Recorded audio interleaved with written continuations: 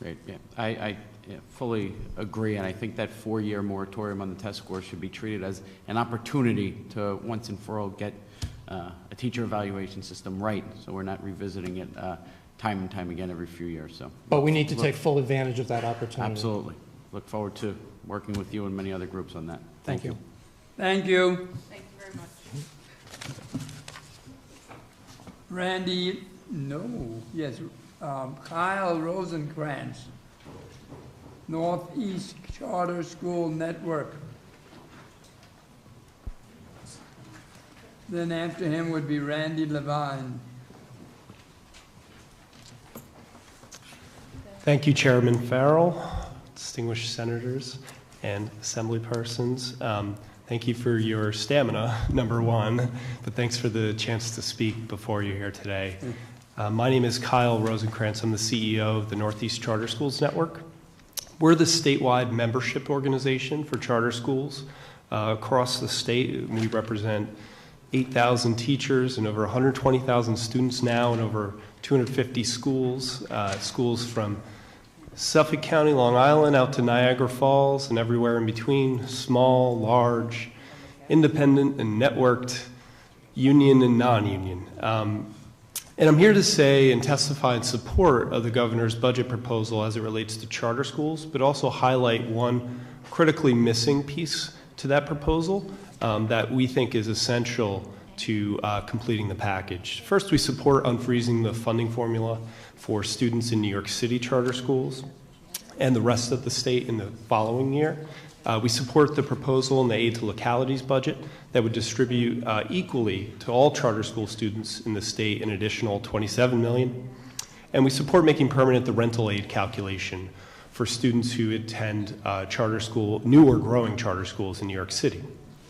But I'm also here to ask for your support in making this proposal better and solving the single biggest policy problem that's still facing charter school educators around the state, and that's finding and affording school buildings.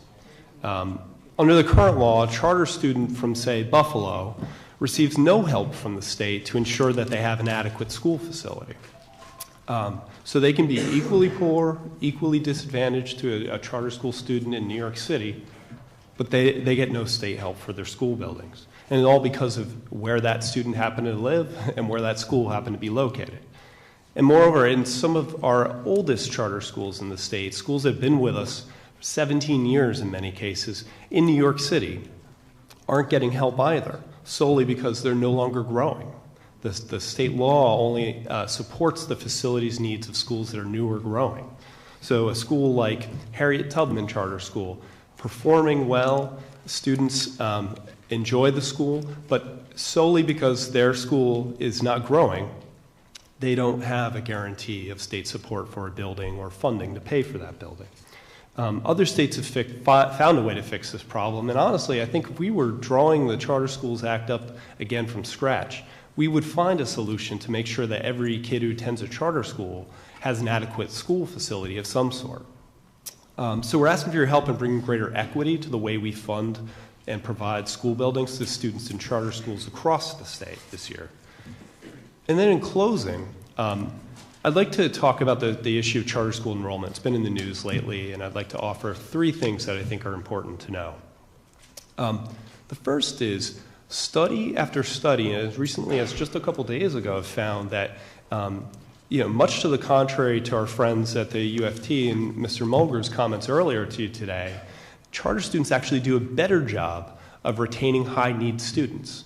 That is, at a higher rate. This is numerous years studies by both Marcus Winters and by the New York City IBO have found that high-need students actually stay in charter schools at a higher rate.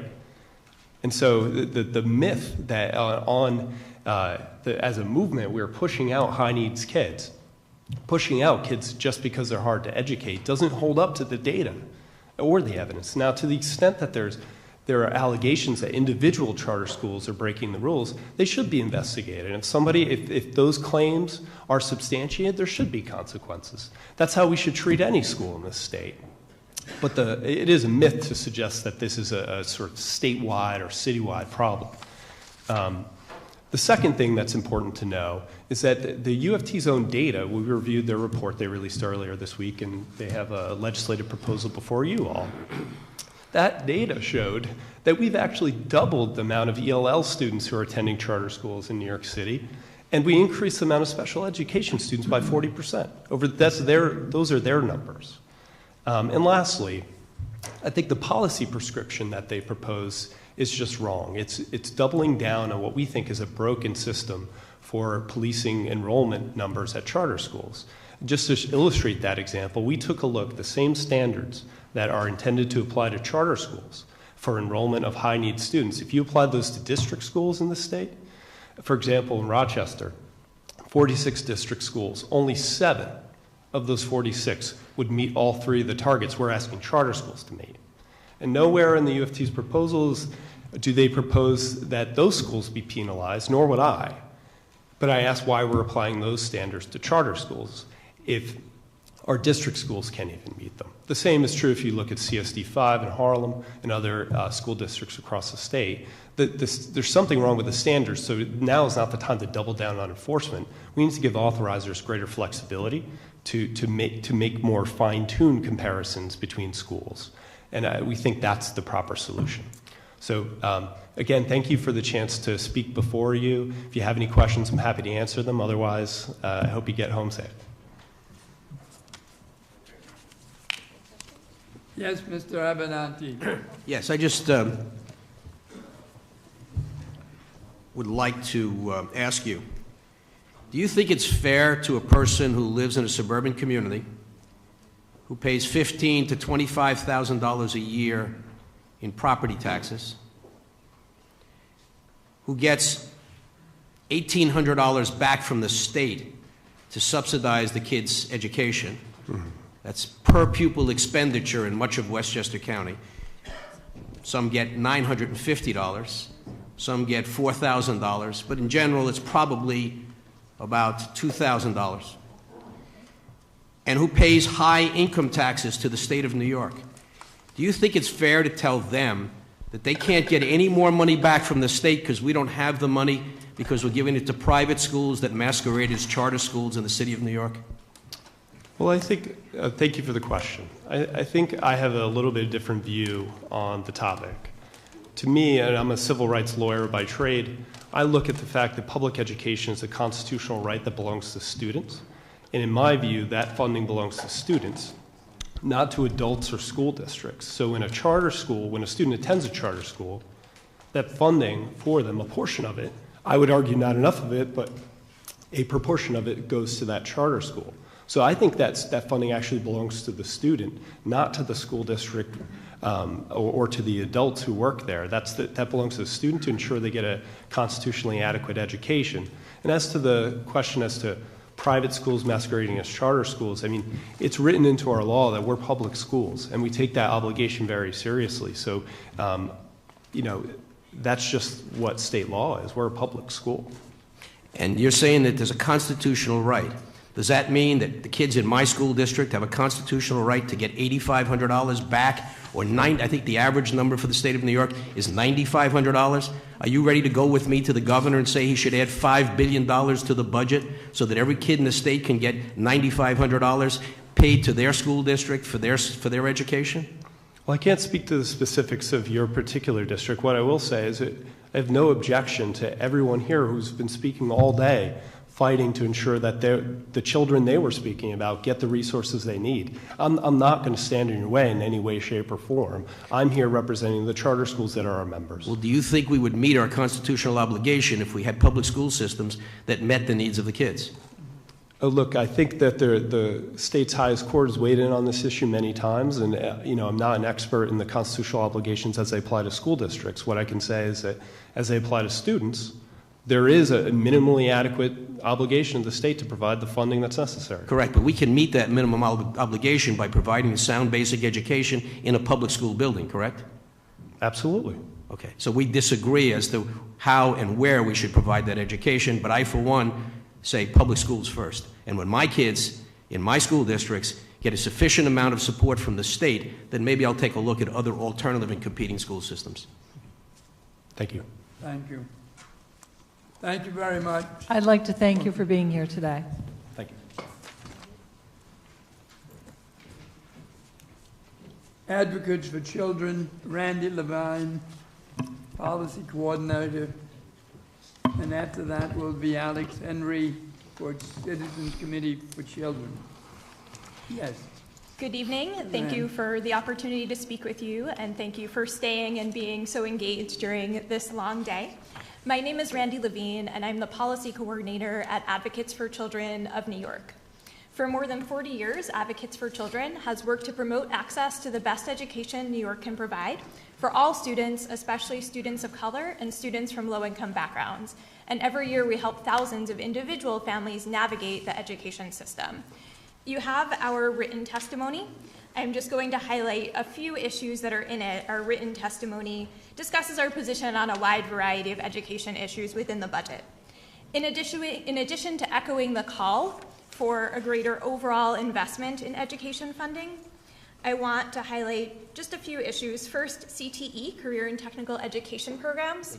We were very encouraged by the questions and the discussion that took place today about the need for increased investments in CTE.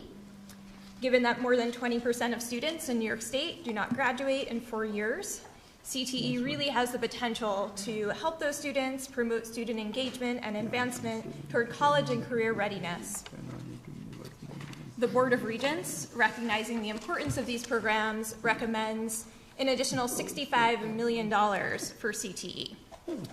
Given the disproportionately low graduation rates for English language learners and students with disabilities, CTE programs have the potential to be particularly beneficial for these students. However, we have identified barriers to accessing CTE programs for ELs and students with disabilities.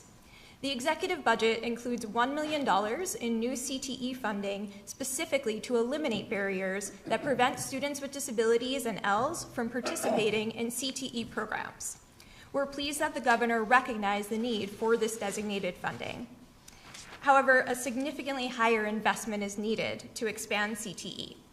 We urge you to invest at least an additional $65 million for CTE, including at least an additional $1 million to make CTE programs accessible to students with disabilities and ELs. We're grateful to you and the governor for the increased investment in pre-K over the years, but we know that our job is not done, and the proposed $22 million for pre-K for 3-year-olds only is not going to get the job done. We support the Board of Regents' recommendation for providing an additional $125 million to expand full-day pre-K. We want to fulfill the promise of universal pre-K full-day throughout the state of New York. We're also very concerned about the executive budget's proposed Empire State Pre-Kindergarten Grant Board, which would take the pre-kindergarten RFP and selection process out of the hands of the state education department and place it in the hands of a 3-member politically appointed board, creating another level of bureaucracy in an already complicated pre-kindergarten system. You've heard concerns about that today, and we recommend having the state education department continue to oversee the RFP and selection process for all pre-K programs. You've heard today about the need for increased investments for English language learners. The Board of Regents recommended an additional $75 million to support ELs, and we support that as well. And finally, one issue that I don't think we've discussed yet today, the executive budget includes a proposal that would allow school districts to seek a broad waiver from special education protections for students. We've seen it before. The legislature wisely has rejected it in prior years. We just want to make sure that you're aware and ask you to reject that again this year. Thank you for your time, and I would be happy to answer any questions that you have. Thank you. Thank you very Questions? much. Quick question from Senator Krueger, Actually, please. just a statement. There are many groups who come and testify. I'm coming from New York City. I just want to recognize and thank your organization for the tremendous work they do. We refer parents who are lost and confused and don't know what to be doing next, particularly for their special needs children, to you all the time, and the materials you have available and the information you provide really is invaluable to parents. So thank you. Well, we're very happy to help families as well as professionals and your staff, both with individual cases as well as on a policy level. Thank you. Thank you.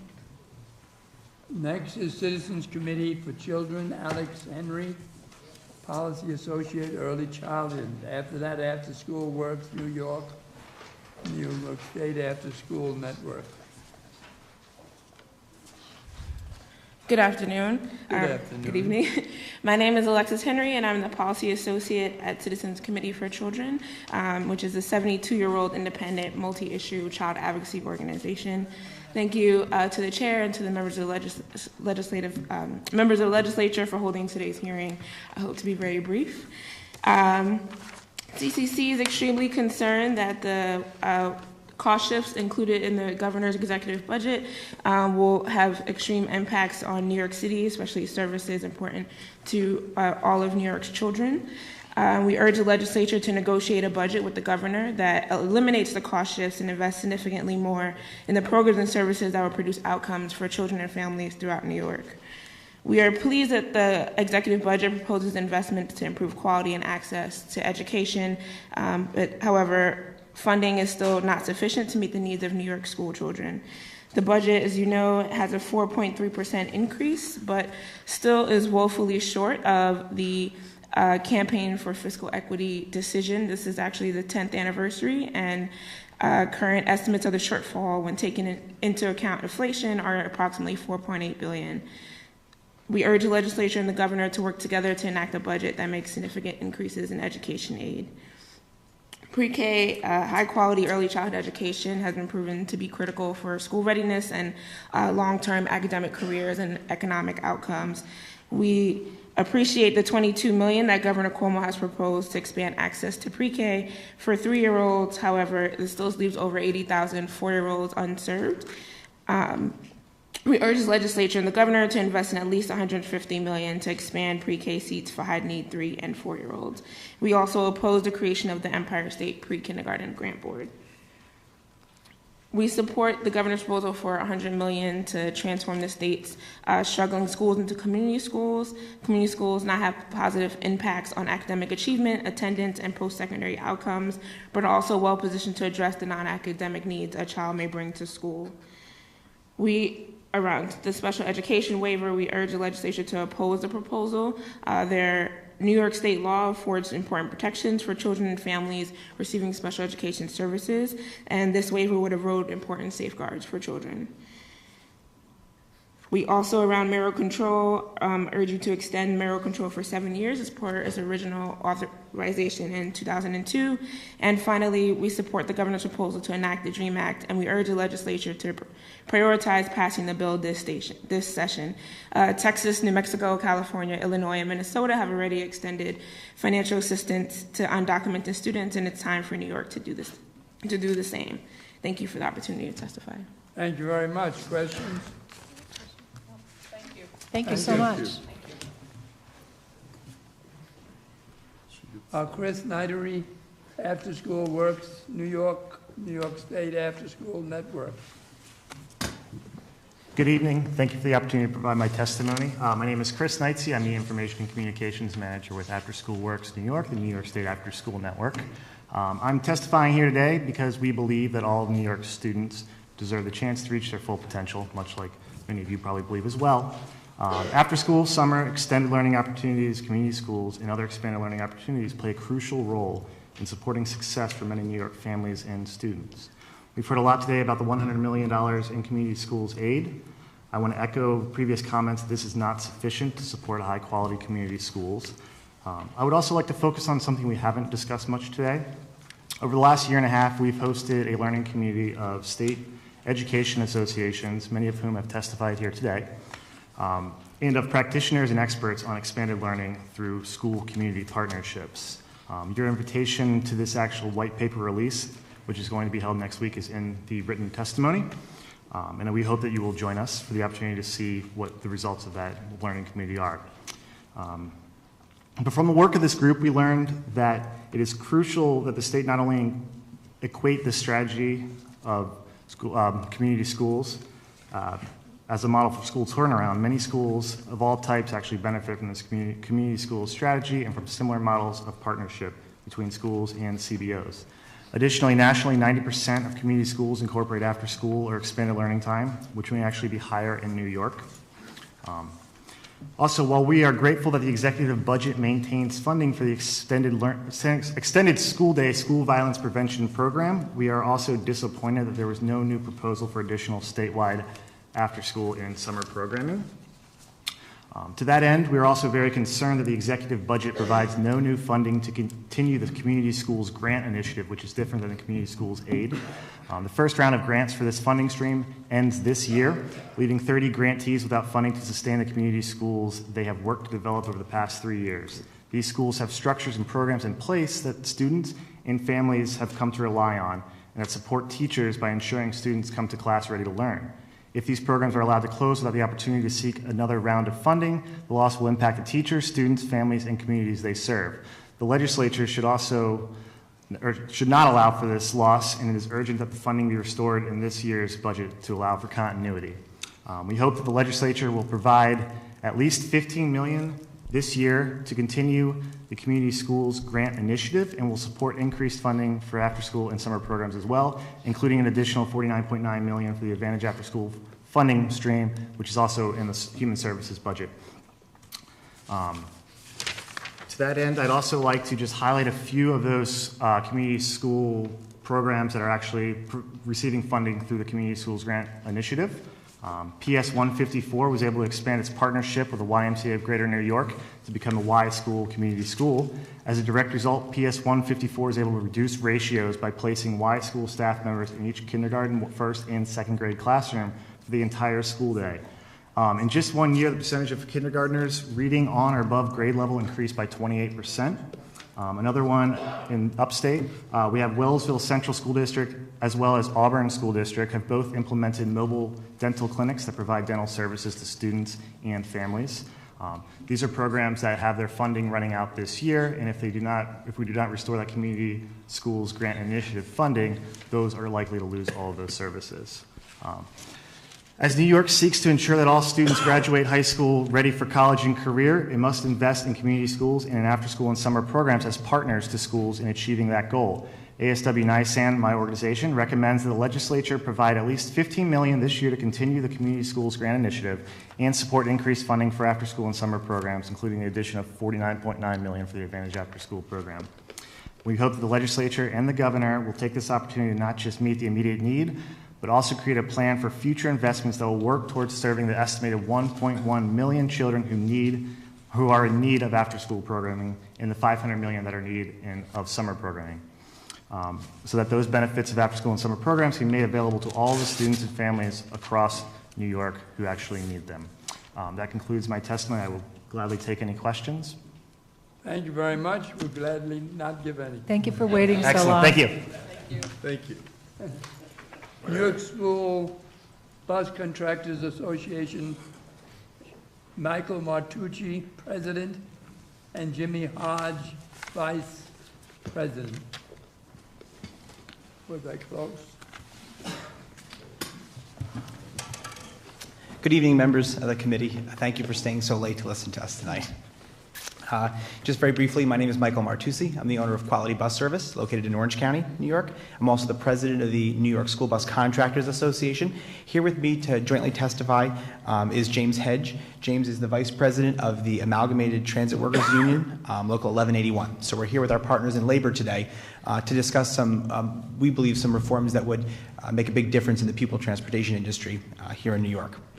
So, as I said, we're here with our partners in labor to talk about some important reforms. Really, the first is one that will help school districts manage their budgets better, protect the hardworking men and women who transport our kids to school each day, and most importantly, keep our kids safe. For decades, since 1976, the CPI, Consumer Price Index, has been used to extend pupil transportation contracts here in New York. That index is a failing index in our industry. As you know, CPI has been zero for more years than we can bear, and relying on CPI 20 years ago made sense when that cap was 3%. So today, what we come to you with is an idea or a suggestion that we would ask that you consider to use ECI, the Employment Cost Index, to extend pupil transportation contracts. We believe this is really important because 65%, 70% of our costs are labor costs, most commonly. And we believe that ECI is a much better reflection of the costs associated with operating pupil transportation contracts. The second item that we bring to you today is an item that we've come to you before and asked for assistance on. It surrounds the sales tax on school buses. Here in New York, almost every form of public transportation is tax exempt, and the sales tax on school buses really is a useless tax because it's a tax that we pass along to our school districts in our service contracts. So we ask that you also consider that that item, because that would be one way that we could certainly pass along savings to school districts. Third, and Mr. Hedge will speak more on this, is a very important issue to our industry, the inclusion of employee protection provisions in school transportation contracts for New York City pupil transportation workers. We believe this is an important initiative because it will protect workers and provide students with a stable and reliable safety-conscious workforce. So I'll turn over the floor to Mr. Hedge. Hi, thank you for staying here this evening. I know you guys have had a long day. We're here in support of the contractors with the tax on the school buses, as well as the CPI bill. We're asking for inclusion of the EPP bill, which is the employee protection provision, and simply stated, all it is it allows a laid-off driver, escort, or mechanic to be placed on a master hiring list. It doesn't take into account if they're in a union. It doesn't matter if they're non-union. The Board of Education keeps the actual records on the drivers and the escorts, and they become able to be placed in the next available opening, which allows for a pool of experienced, well-trained people to transport the children who also are very skilled at taking care of handicapped children. They are trained, they take classes, and it eliminates some of the problems that I understand were asked about today with a driver who had become lost and refused to take other kinds of precautions. When you have well-trained people, these kinds of problems disappear. If you have any questions, I'd be more than happy to answer them. Thank you. Any questions? Yes, Senator. Thank you. So the price of oil is plummeting. I think a previous testifier pointed out he paid, I think he said $1.89 a gallon this morning. And I'm just curious how that impacts your costs. That's an excellent question. As I had said before, approximately 70% of our costs are labor costs. So while certainly it is helpful that the cost of oil is down, that represents a very small portion of our cost of doing business. Second, here in New York, oftentimes school bus contractors don't purchase the fuel that's utilized to transport students. Many districts, as part of a contractual agreement with their operator, purchase the fuel, and that's done because the district can oftentimes, more times than not, purchase that fuel at better rates and without paying the tax on that fuel. So oftentimes the savings that we see in fuel and energy aren't savings that are retained by a private business or a school bus contractor, but rather is something that the school district realizes. Do you know Do you know what the arrangement is in New York City, where I'm from? I'm sorry, I don't know the particulars on the contracts themselves. All right, thank you. Thank you very much. Thank you, we appreciate it. New York Association of Pupil Transportation, Peter Manella. Manella, thank you. Executive Director.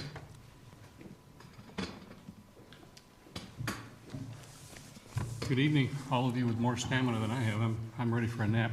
If this were another day and age, I would share with you that someone slipped me a note